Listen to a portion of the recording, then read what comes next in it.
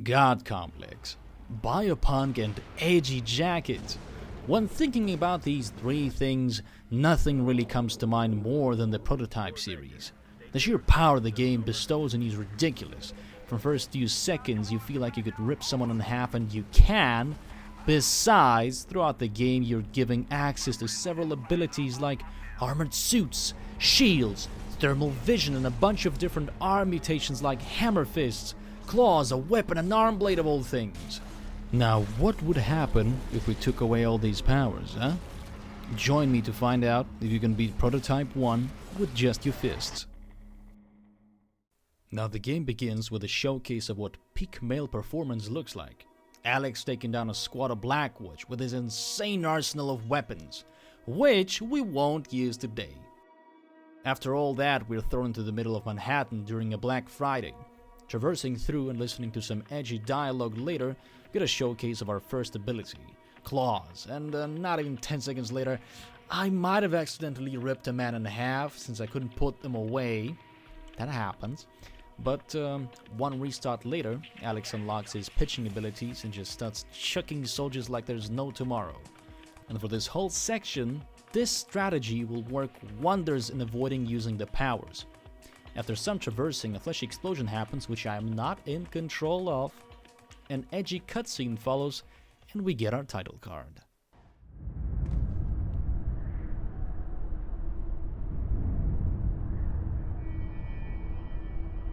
We have less than an hour. What's next?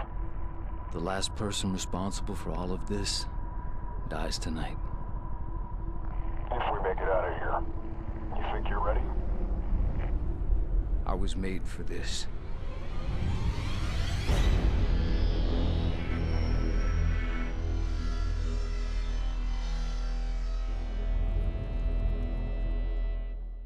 Some eggheads are poking their sticks at us. We wake up, give them a good old spook. Blackwatch comes in, puts a hole in the eggheads because they thought math was blue and not red. They catch Mercer peeking and he takes off running. The chopper corners him and we are targeting. What are you gonna throw at me next, huh? We consume one of the operatives to get some info, and I just can't get over how stupid the plastic guns look. The game overall looks amazing, especially for the age it is, but some of these models are just downright bad. But what can you do about it, right?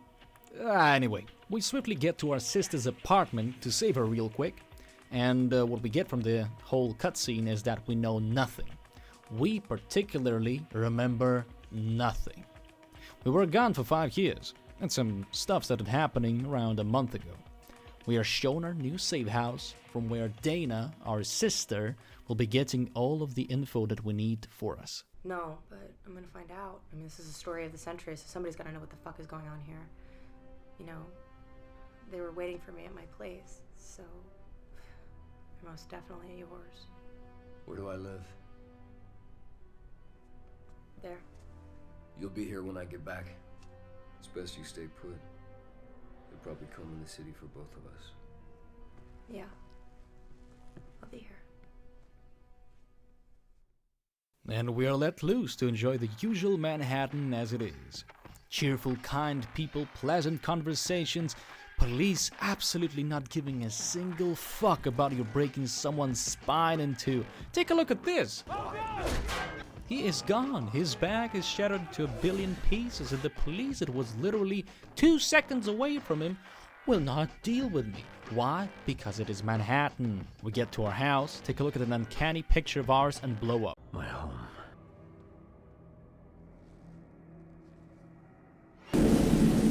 We stick the landing and take chase to the one who rigged the house, while being introduced to the strike team, which essentially is just 2 helicopters that will chase you down. No issue to take them down actually, and it's very easy early experience too. Some funny pummeling later, we're introduced to the Web of Intrigue, an amazing system with some awesome stylish flashbacks. Throughout the game, upon consuming NPCs, we will absorb their memories and get insights into the story and lore.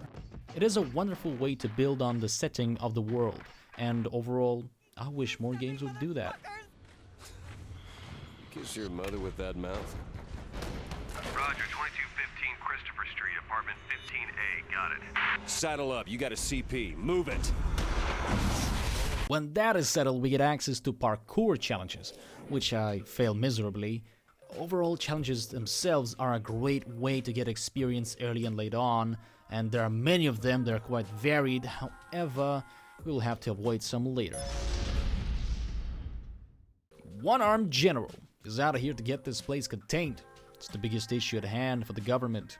We are later introduced to a captain whose team will be our main issue, as their sole goal is to capture Mercer, who they call Zeus, because I don't know? I have no clue actually. They never mentioned it in this story.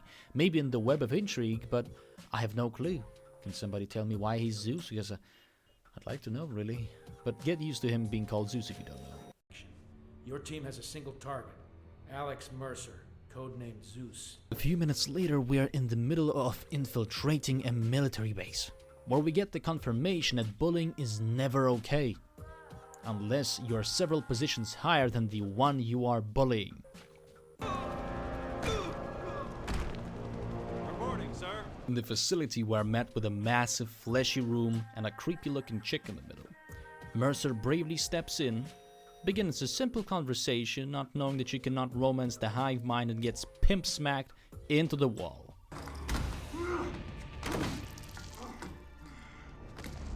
We're introduced to Hunters a second later, which double tap me into the afterlife.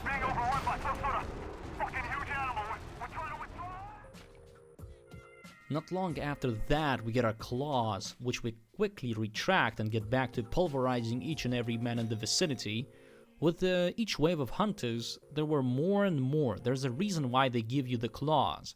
Now, in the beginning, you're quite weak. Your arsenal of wrestler moves is beyond limited. So we have to get back to the good old chucking random garbage from all directions. Ammo crates, missiles, debris, and people. All that work not that great. After we escape the facility, we set off running. A few upgrades and a parkour trial later, we meet with our ex. We both worked at Gentech. She seemed to know something we just couldn't remember. She tells us that the outbreak has different strains, so she needs us to collect samples from water towers and from inside the hive. And then collect samples from a full-blown hive. The water towers are prevalent in these areas. Get there, destroy them, and collect the material. Then head uptown and get the material from the hive. Whatever's happening here, this is only the beginning. The water towers are no joke. If you get close to them, they rupture and the hunter shoots out and disassembles my back piece by piece. So we gotta keep our distance. I fell at first, but at least I got a chance to try out some new moves, like the area of effect slam, which is chargeable, and it's gonna be our workhorse for a few hours, on par with flying kicks and throws. After successfully getting all the genetic material needed, we set out to get the other samples. The hive just spews out the samples, so it's only a matter of time from when it's enough.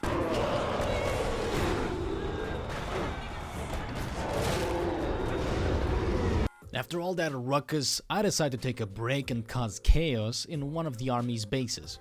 The city is fighting for control. It's the infection and the military battling it out. And you are not limited to destroying one or the other. You're here to mess each and every one up. We get the disguise of the captain and his keys, get inside of it, absorb all the useful info. And a few good liver punches later, we are out. So far, throws, flying kicks, simple and charged combos, ground slams and stealth serve us well. No issues so far, except when we have to fight tanks, buildings, hunters, hives, and other squishy enemies. We quickly take care of the base and move on to the hive. Essentially, they're not really different. However, in early game, I choose the bases over hives as they have more valuable skills and experience to get. Bases get much harder later on, unlike hives which remain rather easy to deal with up until the end of the game. I do another challenge later on, which involves me and my boys infested ripping some army meat into shreds. Great experience for early game, and I will never forget the impact they had on my skills.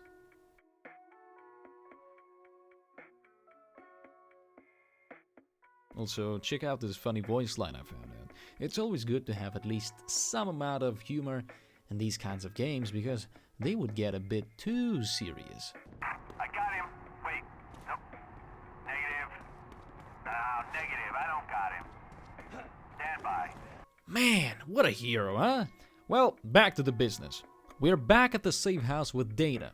Something about the McMullen. Apparently, he was the one who had done it to us, and we are dead set on taking him out. We get to the base and start showing off our immaculate hand-to-hand skills. Upon consuming one of the big shots, we are introduced to the snitch drones. They can sense virals, which is us, which makes them a pain in the ass. So in quick succession, we take care of all of them, resting assured our safe house is safe. We are later shown detectives, which are just like the drones, but slightly less annoying up until the end game, where there's just so many of them it gets ridiculous.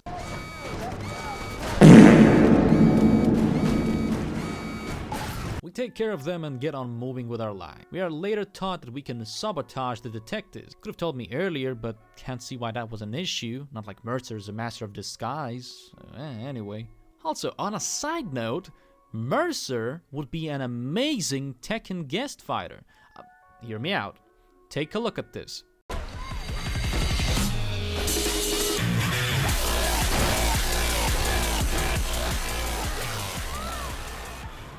Look at that! Not even all of the moves are unlocked, so it could be even better. The juggling, the hits, the style, the pizzazz. Oh my god, look at the command grabs. It would be amazing. It's a shame he doesn't actually do it, which is... makes sense. It's a dead series, sadly. But what can you do? Still looks amazing. And back to the story, and what? More samples? Really? Do we really need more samples? Well, goddammit. Anyway, let's get going. Inside Hive's fleshy interior, everything goes well up until Specialist Sparkly Nuts rappels down on his stupid-ass utility belt. Turns out our eggs betrayed us. Who would have thought? A few minutes into the battle, Cross hits us with the absolute alpha pose. I mean, look at that! Now, he is not an easy target to catch. He's quite mobile, quite sturdy, and can catch us off guard real quick with his stun baton. He also has a wrist cannon, which is not exactly dangerous, but it can cause some pain if it does its AoE thingy. Now, he isn't exactly easy without abilities. I got folded once and it was enough for me. Good thing there were virals inside, so I could heal off of them. Mercer gets an aneurysm after Penn Station being mentioned. You think you've won, Mercer? You don't even know what fucking game you're playing. Well, I can tell you all you need to know about Penn Station. And Cross stabs him with their local cancer. They do call it like that. Not my exaggeration this time. We escape, but our powers are taken away, but not really. Our disguise, physical power, and speed are still there. So essentially, nothing really changed. We are still as strong as we were. We meet with Dana again. She tells us of a doctor, Mr. Wrigley, who could help us. He's one of the good guys, she says, and he runs the morgue nearby. So there we storm off to get some help. The doc agrees to help us, but we need info from where the patient zero is. We quickly turn Blackwatch vehicles into scrap, luring the captain out, who we promptly, with a bit of salt and pepper, turn into a gourmet meal.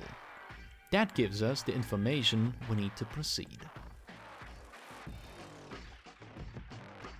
The doc has an idea on how to help us, but we need to get to the patient zero bodies, which means escorting the doctor himself. For that, we need an armored vehicle, like a tank for example. Upon arriving, he begins his nasty business, and we are set out to protect him from hordes of zombies. And luckily, there are guns laying about that are all ready for our use. Also, by this point, I had spec'd into Hunter Slam ability, which allows me to take off some significant health by smashing a hunter onto their crusty ass. Besides that, our critical mass, health, speed are increasing by the minute. Our weapon handling skills are also advancing, so we are more than ready for this kind of mission. We successfully protect the doctor, hop into the tank and get going.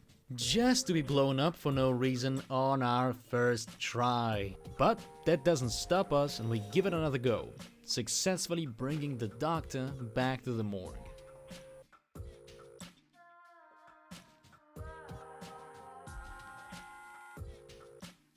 With some fresh evolution points, I decided to get some new skills to broaden up my arsenal of combos, and that is how we got Breakdown Smash, Uppercut Launcher, Air Combo, and Curb Stomp. And after a quick test on the military, I get back on the main questline.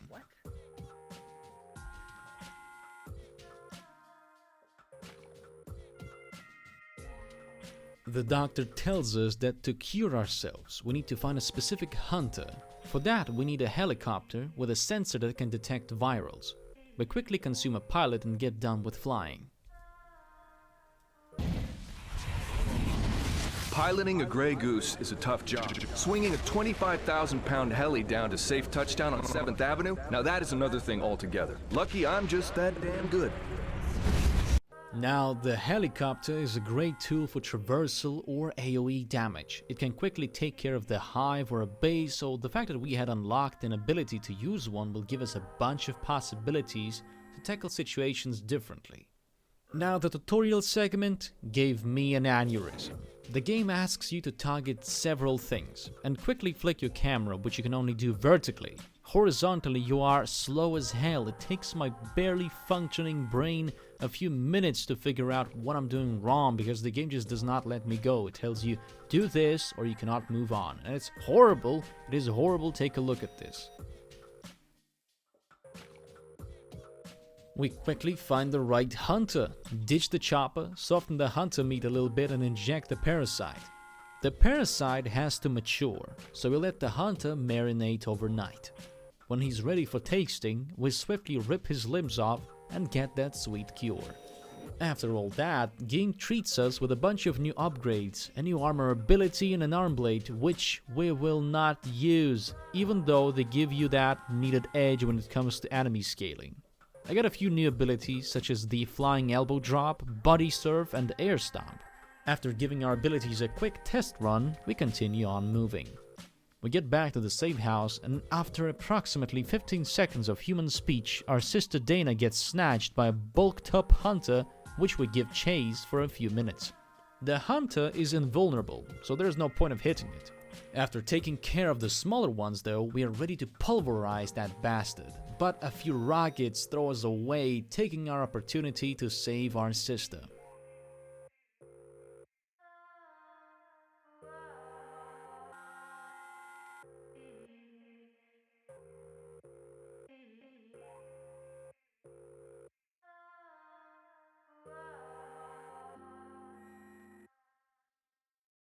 After all that, we set out to do some more challenges. Gotta get even more powerful, since our utility tools are out of our reach. I do some parkour challenges, massacre a base, show some advanced stealth techniques, and a consumption challenge later, I decided to take it easy. I noticed a funny thing meanwhile. The city is separated into regions of control, which are all random. Some are controlled by the military, some are controlled by the hive. What is funny is that when pedestrians from one region are screaming in fear and agony, other ones, 20 meters away, are casually strolling towards the next $1 pizza place. New York really is a weird place, even though I heard that they only have $2 pizza places now, because $1 ones are gone. Shame. After enough farming, we set out to get our revenge on the hunter Lita, who quickly reminds us not to get too careless. They deal some crazy damage and have a bullshit combo of random swings which deals obscene amounts of damage without armor. However, we successfully get its health to a low point but can't consume it, after which Mercer gets an idea to trap it, so the doctor can take a look at what it has to offer. When inside we get to fighting, and since there are no pedestrians or infected, there are no means of healing except base health regen. Which leads to me getting folded not once, but twice. After which I still win because a truck to a face is always a great argument. We consume the big boy, not long later, and get our introduction to the memories of a hive mind. The hive mind gives us some weird cryptic messages, and to get more we must consume the infected carriers of Elizabeth Green.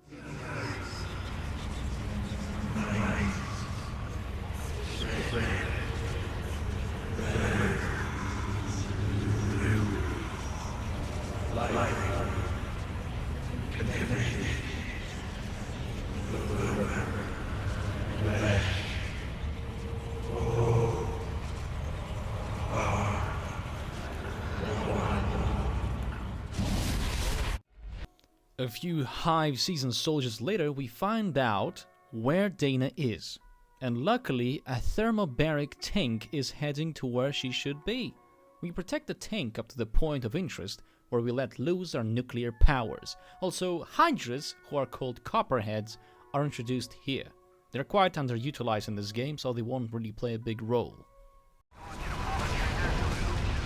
I'm in.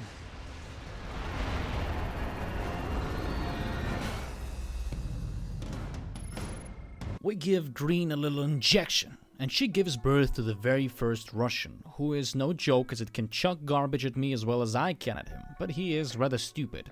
Some Hydras and Virals join the battle, after which the military gets jealous and joins too.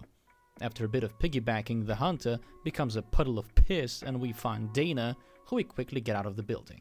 After we leave her to the dock, we run about the city when we get a random call. We're not sure who it is, but he dumps a bunch of information on us, tells us a whole town was infected. The government thought it was a good idea to create a weaponized virus out of this catastrophe. Also, fun fact, the virus was meant to target specific ethnic groups, which makes it the very first racist virus. Now we decide to infiltrate a Black Watch chopper squad to work as a part-time pilot. And a few taxi runs and a few dozen dead infected later, we head to the special briefing, which happens at the main base. In that exact briefing, it is told that the special gas will be dispersed which only affects the Blacklight virus, but is entirely harmless to simple people. However, Mercer is inside and starts coughing, which makes everyone turn around like in that one meme. You know what I mean. He tries to run but is forced to fight Blackwatch while the blood tox is filling the room. After quickly taking care of the first wave, we are introduced to the super soldiers, which I will be avoiding this whole game. Essentially, they are beefed up proximity drones who can suplex me to death, and I'm not into that. And so, with the mix of blood tox ticking away at my health, soldiers laser beaming me with every second, and soups tracking me down, I get folded. But that's not the end of it. Through the hard work of running around and absorbing as many operatives as I can, we come out on top and get out. We are met with a flashback a minute later, which shows how psychopathic and egocentric we are. It was mentioned in one of the memories we got in the Web of Intrigue. We are no man anymore. We are the virus.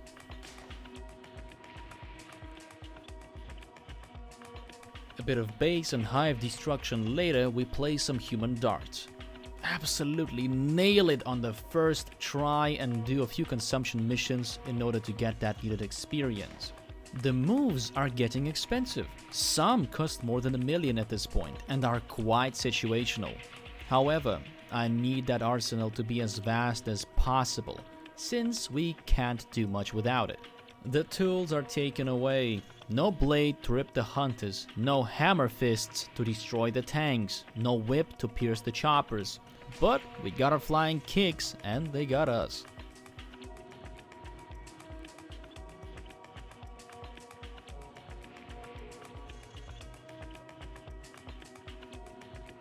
The next mission on our list involves destroying blood tox blowers, and with the swift use of a grenade launcher on par with a helicopter up in the sky, we are quickly over with the nasty red smoke. Some tank action in the end, and the mission is just about over.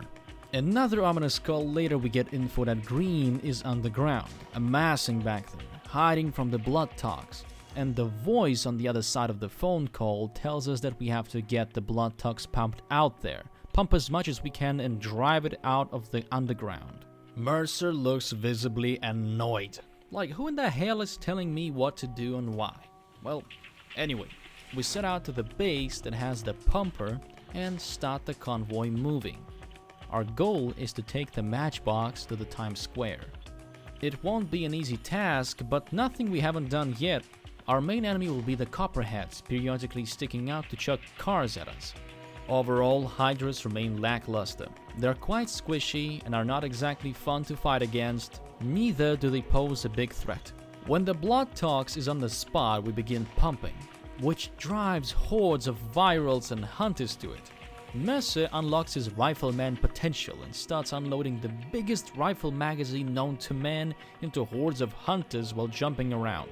I bet my teammates don't mind my great feats of athleticism, such as jumping 10 times the world record in length and height at the same time. Anyway, some waves and many rifles later, the Alphas start coming. Now the Alphas are no joke.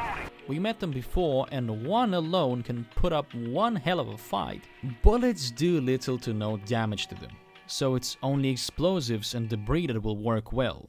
Me and the boys do get to destroy one with sheer power of friendship and 557s, but it doesn't end there. Because I get folded by them not once, but twice, and after all that hard work we put in, a massive amalgamation of flesh pops out of the underground. And that big lump of flesh is Elizabeth Green, who had rejected us and misunderstood what body positivity is, succumbing to fast food and fat acceptance. The boss fight is no easy feat. Green is the center of infection. She is the one who controls the hives, so infected are in to hunt our asses down. Her arsenal is quite vast too, as she can let out a massive wave of red smoke which essentially one-shots us, blast some homing green projectiles, vomit debris in our direction, and summon hunters. And that is not mentioning her 3 shield health bars, which we cannot damage with our fists anywhere good enough to be viable. I start the battle with sending in the rocket strike on her, which deals no damage. Well, almost. It deals a little bit of damage, but it's not enough. Besides, it's a one-use thing. And I get clapped in an alleyway by a pack of hunters like 20 seconds later. Now my next go, I decided to take it seriously. I'm going to even out the playing field, as I had previously purchased the muscle mass mutation. Now the muscle mass doesn't change anything but the damage output you have. Your combos, throws, and moves are exactly the same, except one thing: they deal more damage. Now, the muscle mass I have is the most bare bones there is, but the edge it had given me was insane. But not as insane as the next move I have, the Cannonball. While being in the air, you can do a homing move which deals AoE damage to Green, damaging her shields. It's essentially a flying kick, but stronger, faster, and I think the range is significantly bigger. Now don't get me wrong, there are plenty of ways to fight her, especially with all the mutations and throwing shit at her, but the Cannonball absolutely shreds. Now look at that damage.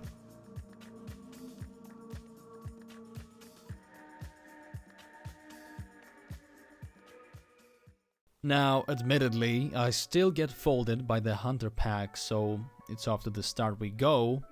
Doesn't matter since the next time we prevail and come out as a winner.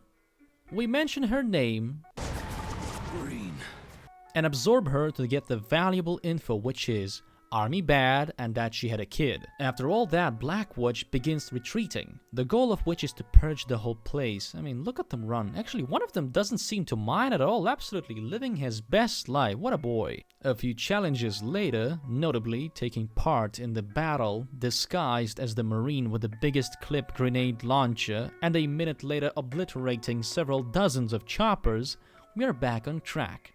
We get another phone call, but Mercer had enough of this and throws away the poor Nokia on the ground. So now our goal is to get rid of the Blood Tox production, since it's the only thing keeping us away from being the best wrestler in all of New York, and it's also a way to get to Muller. When I had first seen the base, I knew it's not gonna be easy. The filters are buildings. I can't damage buildings well enough, so I have to use throwables. Now, the base is full of tanks, super soldiers, choppers, turrets, and Blood Tox dispensers. All of that is gonna be rough. And it was, since I get folded not even a minute later, which, honestly, great shot. Damn, it's impressive. He took down Mercer in like one shot, very nice. Once that is dealt with, we pretend to be dead and get our date with McMullen, the man we really wanted to meet because apparently he's the one who had made us a monster. At least we think so.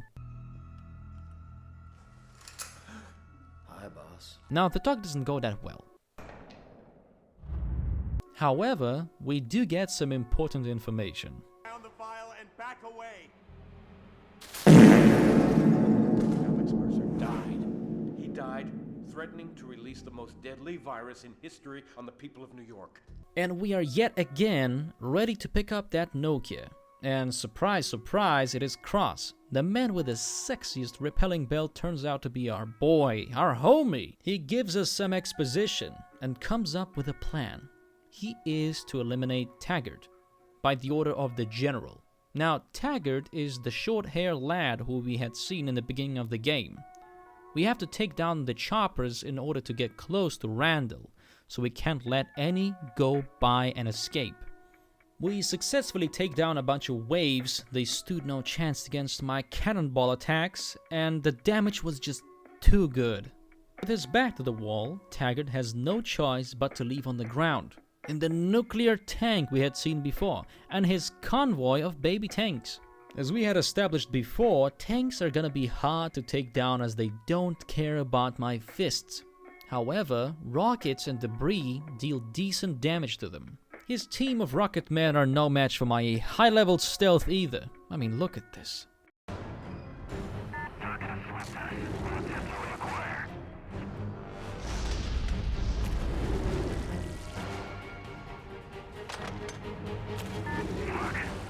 Now, after Taggart is dealt with, we get his memories and take his form in order to infiltrate the USS Reagan. Now, Cross brings us in, and we just get our head blown off because there's no such thing as war crimes and fair court. Now, Randall, he's a sneaky bastard because he does not trust my boy Cross either, and I trust Cross. Because why? Because he's just so cool. He has a cool tool belt, an arm gun, a very impressive stick, and he is just my friend, you see. When seeing us, Randall is spooked, so he launches a nuke to go off in 5 minutes. We absorb him, get all of the information we could have ever gotten, so it's time to celebrate. I mean, we won. We know the keys of the nuke, so it's fine. So now me and my best friend Cross, and he had betrayed me. He was the puddle of piss Green left before. Turns out the Supreme Hunter was in disguise of Cross, so all of that was a lie. It tries to absorb us, because in that case, it will be able to survive the nuclear explosion. We don't like that, so we pull out our big guns and begin the last fight we will have tonight. The Supreme Hunter is just like us, but ugly and ugly. Even more ugly than us. Like, he is extremely ugly. He throws shit, he uses claw attacks and critical mass moves. I think he also has a blade. And he is very much fast and squishy. Our hands and even the cannonball deal almost no damage to him. His moves, on the other hand, deal a lot of damage. Make that first approach. It's great that there are many troops hanging about though, ripe for picking when my health is low. I quickly realized that this battle requires me to even out the playing field again. And for the second time in the game, I pull out the big guns and start pummeling. Now I think to myself, with the power of creatine and Trebolone, whatever the name of it is, I might just win. You know, I have my cannonball, I have my big guns, but no, it doesn't work great actually. So I take over a helicopter, shoot him with an assault rifle, try cannonballing him again, but it's no use. I must resort to the very first strategy. Random garbage flying with a speed of Mach 5, here we come. And it begins. Crates, debris, pallets, people, everything is flying into the Supreme Hunter. The countdown begins. There are sheer seconds before the nuke goes off. We gotta work fast. I give the Hunter a parting massage and he is done for the count off his head. Look at that, boom, dead. We quickly pick up the bomb and fly to the sea in order to save Manhattan. The nuke goes off and Mercer is presumably dead. However, like every New Yorker is born, his flesh lands on a hot dog, infecting the crow from which his new body is born.